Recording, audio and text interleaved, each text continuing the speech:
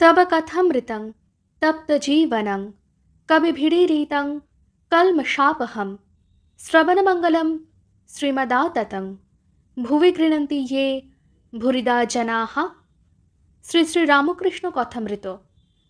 ঠাকুর শ্রী রামকৃষ্ণের সিঁথির ব্রাহ্ম সমাজে ও বড়বাজারের মারোয়ারি ভক্ত মন্দিরে গমন।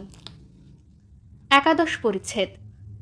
1884, 20 অক্টোবর। গৃহস্বামী আসিয়া প্রণাম করিলেন। তিনি মারোয়ারি ভক্ত, ঠাকুরকে বড় ভক্তি করেন। পণ্ডিতজির ছেলেটি বসিয়া আছেন। ঠাকুর জিজ্ঞাসা করিলেন, পাণিনি ব্যাকরণ কি এদেশে পড়া হয়? মাস্টার: আগে পাণিনি?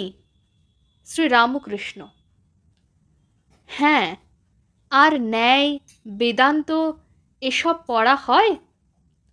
গৃহস্বামী ওসব কথায় সায় না দিয়া জিজ্ঞাসা করিতেছেন। গৃহস্বামী: মহারাজ, উপায় কি? শ্রী রামকৃষ্ণ: তাঁর নাম গুণকীর্তন, সাধু সঙ্গ, তাঁকে ব্যাকুল হয়ে প্রার্থনা। গৃহস্বামী: আজ্ঞে এই আশীর্বাদ করুন যাতে সংসারে মন কমে যায়। শ্রী রামকৃষ্ণ সহাস্যে: কত আছে? 8 আনা? হাস্য। গৃহস্বামী: আজ্ঞে তা আপনি জানেন, মহাত্মার দয়া না হলে কিছু হবে না।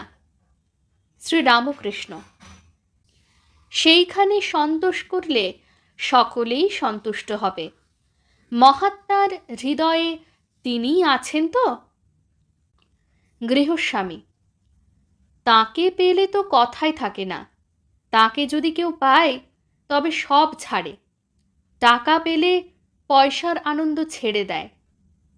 শ্রী রামকৃষ্ণ: কিছু সাধন দরকার করে। সাধন করতে করতে ক্রমে আনন্দ লাভ হয়। মাটির অনেক নিচে যদি কলসি করা ধন থাকে, আর যদি কেউ সেই ধন চায়, তাহলে পরিশ্রম করে খুঁড়ে যেতে হয়। মাথা দিয়ে ঘাম পড়ে, কিন্তু অনেক খোঁড়ার পর কলসির গায়ে যখন কোদাল লেগে ঠং করে ওঠে, তখনই আনন্দ হয়। যত ঠং ঠং করবে ততই আনন্দ। রামকে ডেকে যাও, তার চিন্তা করো, রামই সব জোগাড় করে দেবেন। গৃহস্বামী: মহারাজ, আপনিই রাম। শ্রী রামকৃষ্ণ: সে কি, নদীরই হিল্লোল? হিল্লোলের কি নদী? গৃহস্বামী: মহাত্মাদের ভেতরেই রাম আছেন। রামকে তো দেখা যায় না, আর এখন অবতার নাই। শ্রী রামকৃষ্ণ সহাস্যে: কেমন করে জানলে অবতার নাই? গৃহস্বামী চুপ করিয়া রহিলেন। শ্রী রামকৃষ্ণ: অবতারকে সকলে চিনতে পারে না। নারদ যখন রামচন্দ্রকে দর্শন করতে গেলেন, রাম দাঁড়িয়ে উঠে সাষ্টাঙ্গে প্রণাম করলেন আর বললেন, আমরা সংসারী জীব, আপনাদের মতো সাধুরা না এলে কি করে পবিত্র হব? আবার যখন সত্য পালনের জন্য বনে গেলেন, তখন দেখলেন রামের বনবাস শুনে অবধি ঋষিরা আহার ত্যাগ করে অনেকে পড়ে আছেন। রাম যে সাক্ষাৎ পরম ব্রহ্ম, তা তারা অনেকেই জানেন নাই। গৃহস্বামী: আপনি সেই রাম। শ্রী রামকৃষ্ণ: রাম রাম, ও কথা বলতে নাই। এই বলিয়া ঠাকুর হাত জোড় করিয়া প্রণাম করিলেন ও বলিলেন, वही राम घट घट में लेटा, वही राम जगत पसेरा। আমি তোমাদের দাস, সেই রামই এই সব মানুষ জীবজন্তু হয়েছেন। গৃহস্বামী: মহারাজ, আমরা তো তা জানি না। শ্রী রামকৃষ্ণ: তুমি জানো আর নাই জানো, তুমি রাম। গৃহস্বামী: আপনার রাগ দেশ নাই। শ্রী রামকৃষ্ণ: কেন? যে গাড়োয়ানের কলকাতায় আসবার কথা ছিল সে 3 আনা পয়সা নিয়ে গেল, আর এলো না। তার উপর তো খুব চটে গিয়েছিলুম, কিন্তু ভারী খারাপ লোক, দেখো না কত কষ্ট দিলে। দ্বাদশ পরিচ্ছেদ। ঠাকুর শ্রী রামকৃষ্ণ কিয়ৎক্ষণ বিশ্রাম করিতেছেন। এদিকে মারোয়ারি ভক্তেরা বাহিরে ছাদের উপর ভজন গান আরম্ভ করিয়াছেন। শ্রী শ্রী ময়ূর মুকুটধারীর আজ মহোৎসব। ভোগের সমস্ত আয়োজন হইয়াছে। ঠাকুর দর্শন করিতে শ্রীরামকৃষ্ণদেবকে আহ্বান করিয়া তাহারা লইয়া গেলেন। ময়ূর মুকুটধারীকে দর্শন করিয়া ঠাকুর প্রণাম করিলেন ও নির্মাল্য ধারণ করিলেন। বিগ্রহ দর্শন করিয়া ঠাকুর ভাবে মুগ্ধ, হাত জোড় করিয়া বলিতেছেন, প্রাণ হে গোবিন্দ মম জীবন, জয় গোবিন্দ, গোবিন্দ বাসুদেব সচ্চিদানন্দ বিগ্রহ। হা কৃষ্ণ, হে কৃষ্ণ, জ্ঞান কৃষ্ণ, মন কৃষ্ণ, প্রাণ কৃষ্ণ, আত্মা কৃষ্ণ, দেহ কৃষ্ণ, জাত কৃষ্ণ, কুল কৃষ্ণ, প্রাণ হে গোবিন্দ মম জীবন। এই কথাগুলি বলিতে বলিতে ঠাকুর দাঁড়াইয়া দাঁড়াইয়া সমাধিস্থ হইলেন। শ্রীযুক্ত রামচাটুর্যে ঠাকুরকে ধরিয়া রহিলেন। অনেকক্ষণ পরে সমাধি ভঙ্গ হইল। এদিকে মারোয়ারি ভক্তেরা সিংহাসনস্থ ময়ূর মুকুটধারী বিগ্রহকে বাহিরে লইয়া যাইতে আসিলেন। বাহিরে ভোগ আয়োজন হইয়াছে। শ্রীরামকৃষ্ণের সমাধি ভঙ্গ হইয়াছে। মহানন্দে মারোয়ারি ভক্তেরা সিংহাসনস্থ বিগ্রহকে ঘরের বাহিরে লইয়া যাইতেছেন। ঠাকুরও সঙ্গে সঙ্গে যাইতেছেন। ভোগ হইল। ভোগের সময় মারোয়ারি ভক্তেরা কাপড়ের আড়াল করিলেন। ভোগান্তে আরতি ও গান হইতে লাগিল। শ্রীরামকৃষ্ণ বিগ্রহকে চামর ব্যজন করিতেছেন। এইবার ব্রাহ্মণ ভোজন হইতেছে। ওই ছাদের উপরেই ঠাকুরের সম্মুখে এই সকল কার্য নিষ্পন্ন হইতে লাগিল। ঠাকুর শ্রীরামকৃষ্ণকে মারোয়ারিরা খাইতে অনুরোধ করিলেন। ঠাকুর বসিলেন। ভক্তেরাও প্রসাদ পাইলেন। ঠাকুর বিদায় গ্রহণ করিলেন। সন্ধ্যা হইয়াছে। আবার রাস্তায় বড় ভিড়। ঠাকুর বলিলেন, আমরা না হয় গাড়ি থেকে নামি, গাড়ি পেছন দিয়ে ঘুরে যাক। রাস্তা দিয়া একটু যাইতে যাইতে ঠাকুর দেখিলেন পানওয়ালারা গর্তের ন্যায় একটি ঘরের সামনে দোকান খুলিয়া বসিয়া আছে। সে ঘরে প্রবেশ করিতে হইলে মাথা নিচু করিয়া প্রবেশ করিতে হয়। ঠাকুর বলিতেছেন, কি কষ্ট এইটুকুর ভিতরে বদ্ধ হয়ে থাকে। সংসারীদের কি স্বভাব, ওইতেই আবার আনন্দময়। গাড়ি ঘুরিয়া কাছে আসিল। ঠাকুর আবার গাড়িতে উঠিলেন। ভিতরে ঠাকুরের সঙ্গে বাবুরাম, মাস্টার, রামচাটুর্যে। ছোট গোপাল গাড়ির ছাদে বসিলেন। একজন ভিখারিনী ছেলে কোলে গাড়ির সম্মুখে আসিয়া ভিক্ষা চাহিল। ঠাকুর দেখিয়া মাস্টারকে বলিলেন, কি গো, পয়সা আছে? গোপাল পয়সা দিলেন। বড়বাজার দিয়া গাড়ি চলিতেছে। দেওয়ালির ভারী ধুম।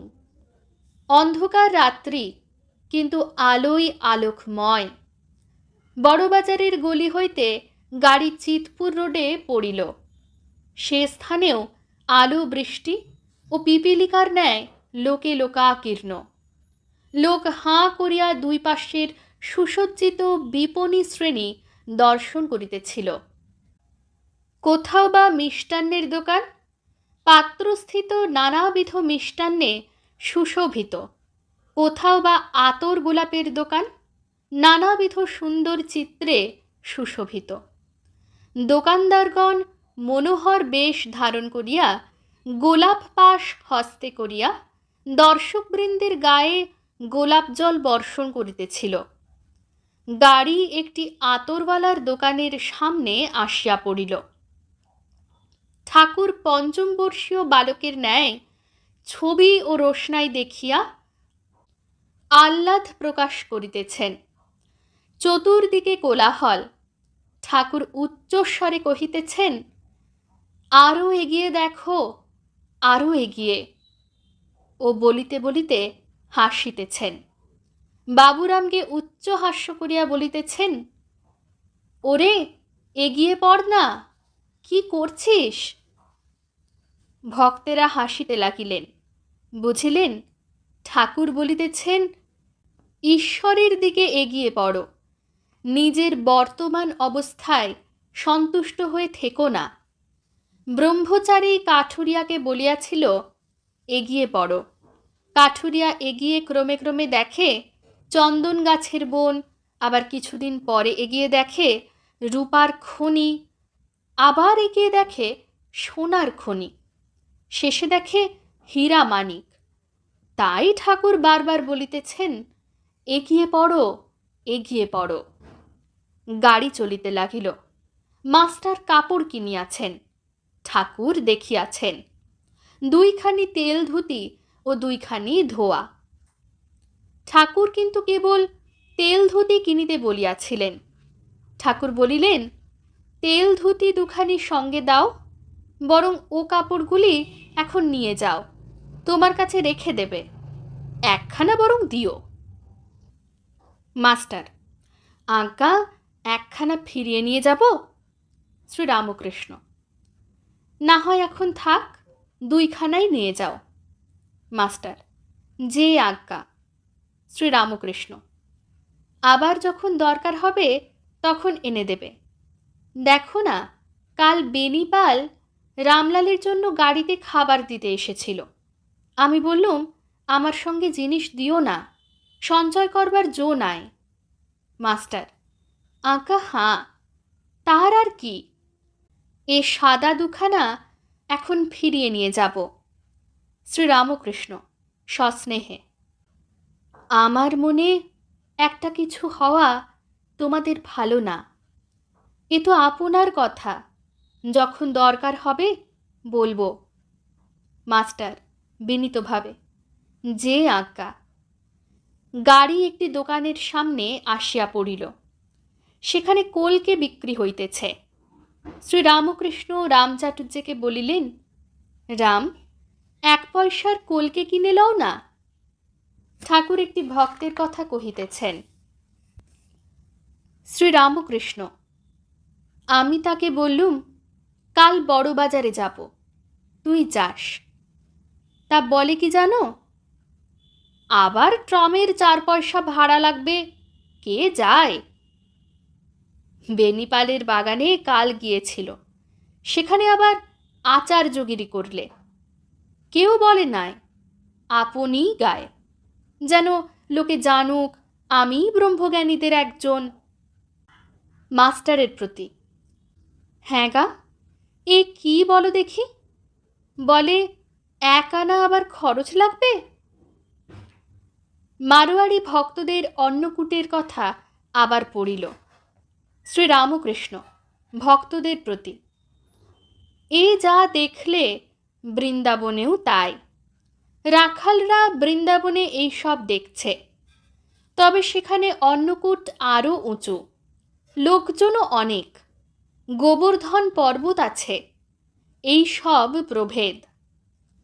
কিন্তু খোট্টাদের কি ভক্তি দেখেছ?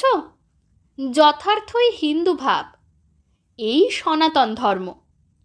ঠাকুরকে নিয়ে যাবার সময় কত আনন্দ দেখলে।